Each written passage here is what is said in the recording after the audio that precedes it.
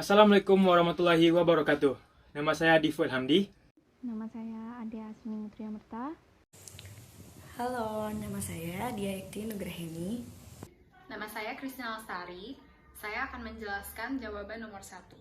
Perhatikan sebuah kawan lurus sepanjang L pada sumbu X. Hitung medan magnet pada titik P dan L per 2, Y.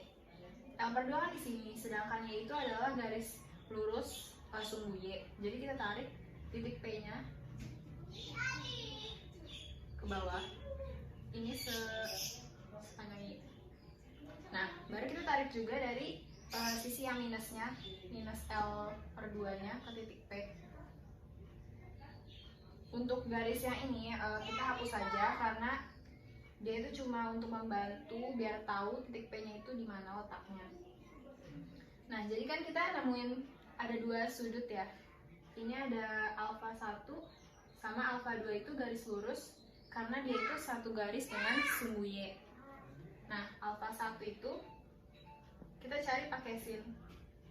Sin itu kan depan per samping. Kita lihat depan P ini adalah garis L. Sedangkan sampingnya ini kita bisa pakai rumus Pythagoras, yaitu adalah akar L kuadrat ditambah Y kuadrat. Sedangkan tadi yang sudah saya jelasin yaitu alfa 2-nya itu adalah 0 derajat karena dia satu garis dengan sumbu Y. Ya, nama saya Dia Ekti Nugraheni. Di sini saya akan menjelaskan soal nomor 1 yang sebelumnya sudah dijelaskan oleh rekan saya.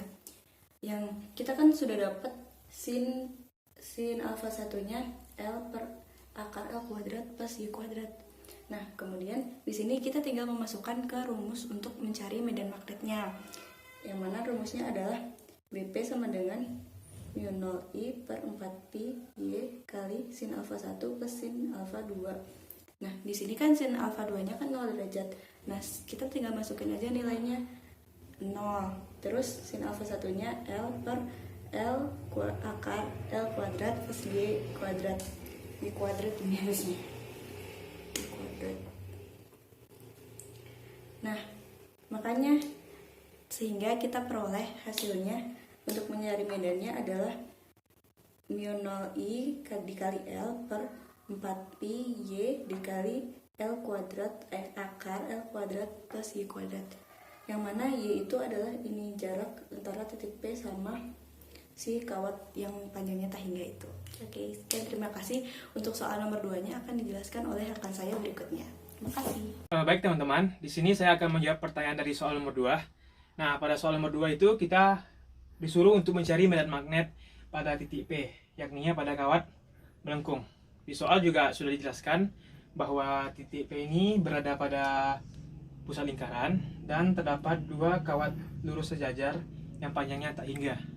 Dan juga terdapat arus yang mengalir searah. Nah, untuk menjawab pertanyaan dari soal ini, ada dua konsep yang harus kita pahami. Yang pertama adalah medan magnet oleh kawat melingkar dan medan magnet oleh kawat lurus. Oleh karena itu, untuk mencari nilai medan magnet pada titik P, harus kita jumlahkan dengan medan magnet yang terdapat pada gambar ini. Oleh karena itu, kelompok kami akan memisahkannya menjadi 3 medan magnet. Nah, untuk mencari medan magnet total, yang pertama kita harus mencari medan magnet B1, B2, dan B3. B1 itu apa? B1 adalah medan magnet pada kawat melingkar. B2 adalah medan magnet pada kawat lurus yang atas, sedangkan B3 merupakan medan magnet pada kawat lurus yang di bawah. Nah, saya akan menjelaskan B1-nya, yaitu pada kawat melingkar. Lebih tepatnya lagi, kawat setengah lingkaran. Karena dia setengah lingkaran, berarti nilai N-nya sama dengan setengah. Nah, untuk menjawabnya, mari kita pisahkan terlebih dahulu gambarnya dari gambar utama. Maka akan didapatkan gambar seperti ini. Setengah lingkaran dengan titik P di sini. Arah arusnya seperti ini. Nah, ini anggap di pusat lingkaran ya. Nah, untuk arusnya bisa kita lihat arahnya ke atas, dan untuk menentukan arah medan magnetnya bisa kita gunakan kaidah tangan manis ataupun kaidah tangan kanan, di mana ibu jari itu melambangkan arah arus, sedangkan 4 jari lainnya melambangkan arah medan magnet. Bisa kita lihat bahwa arah arus ke atas berarti arah medan magnetnya keluar dari bidang gambar. Berarti B1-nya itu arah medan magnetnya keluar bidang gambar. Nah, maka didapatkan rumus untuk B1 yang setelah kita pelajari bahwa rumus K pada kawat melingkar itu yaitu nu 0I dikali N per 2R. Nah, karena di sini N-nya setengah, tinggal kita ganti. Nu 0 I dikali setengah. Maaf, saya per 2R atau 1/4 nu 0 I per R. Nah, inilah yang didapatkan pada B1. B1 itu apa? Seperti yang saya jelaskan tadi, B1 adalah medan magnet pada kawat melingkar, lebih tepatnya setengah lingkaran. Nah, untuk mencari B2, B3 akan dilanjutkan oleh teman saya. B2 itu adalah medan magnet pada kawat lurus yang di atas, sedangkan B3 adalah pada kawat lurus yang di bawah. Nah, ketika nilai B1, B2, dan 3 telah didapatkan dan totalkan, itulah yang menjadi nilai medan magnet pada titik P. Untuk penjelasan selanjutnya akan dilanjutkan oleh teman saya. Akan melanjutkan teman saya tadi yang telah menjelaskan tentang kawat yang melingkar. Sekarang saya akan menjelaskan kawat yang lurus. Di sini ada titik acuan yang kita beri tanda P. Nah, kita akan mendapatkan θ1 dan θ2. Sudut θ1 kita dapatkan dengan menarik garis dari titik acuan, titik P, ke ujung kanan dari kawat. Sedangkan θ2 kita dapat dengan menarik dari titik P ke ujung paling kiri dari kawat. Nah, sehingga kita dapatkan θ1-nya 90 derajat dan θ2-nya 0 derajat. Kenapa θ2-nya 0 derajat? Karena di sini panjang kawatnya tak berhingga. Nah, kita langsung saja.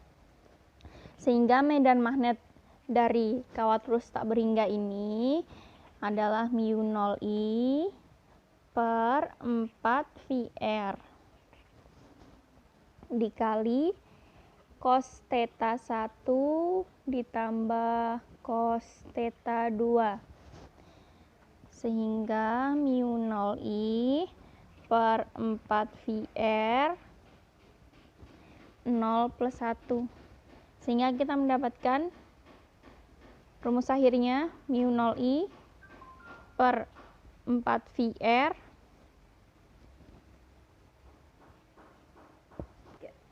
Nah, yang di bagian bawah, kawat lurus yang di bagian bawah itu sebenarnya konsepnya sama, sehingga kita mendapatkan nilai akhirnya juga sama.